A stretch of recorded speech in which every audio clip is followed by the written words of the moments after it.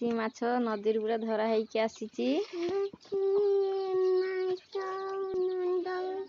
ତୁ ମୋ ପୁଅ ଆଉ ମୋ ମାମା ନଦୀରୁ ଧରା ହେଇକି ଆସିଛି।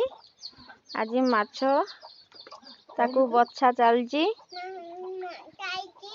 ମୋ ପୁଅ ବି ଟିକେ ଟିକେ ରିପିଟ୍ କରିଦଉଛି କହିବା ପାଇଁ।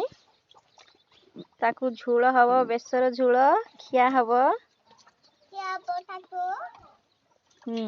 କିଏ ଖାଇବୁ ବାବା? କିଏ କିଏ ଖାଇବା? ଆଉ କିଏ ଖାଇବେ?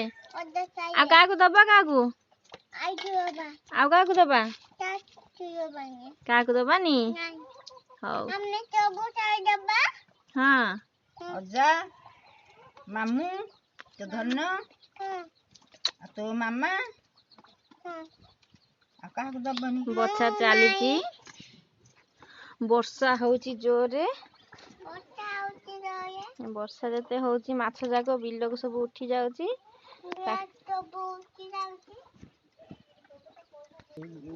ତାକୁ ଧରା ହେଇକି ଅଣା ହେଇଛି।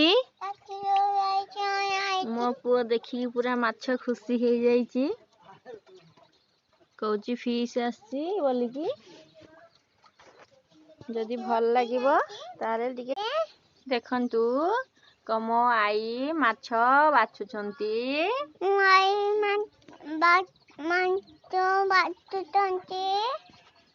କିଏ ଖାଇବ? କିଏ ଖାଇବ? ଆମ ଘରକୁ ପଳେଇ ଆସିବ। ଆମ ଘରକୁ ପଳେଇ ଆସିବ। ମାଛ ଖାଇବ। ମାଛ ଖାଇବ। ମଜା ନବ। ମଜା ନବ। ଟିକେ ଲାଇକ୍ କରିଦବ। ଟିକେ ଲାଇକ୍ କରିଦବ। ମୁଁ କହୁଛି। ମୁଁ କହୁଛି। ଖୁସି ଲାଗୁଛି ନା ବାବା ମାଛ ଧରିକି?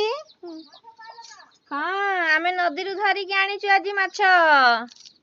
ଏ ବାବା ଏପଟେ କୁହ, ଏପଟେ ଦେଖିକି କୁହ। ହଁ କୁହ।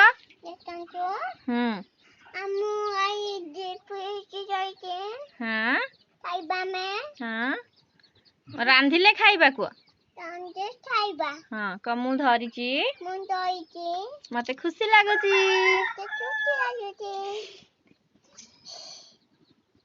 ରଖିଦିଅ ବାବା। ମୋ ପୁଅ ଖୁସି ପୁରା। ଆଇ ନାତି ଯାକ ବାଛୁଛନ୍ତି। ସିଏ କହୁଛି ଜମା ଦେବିନି ବୋଲି। କେତେ ଜୋରେ ଚିଲଉଛି, କାନ୍ଦୁଛି, କହୁଛି ମୁଁ ଧରିବି ବୋଲି।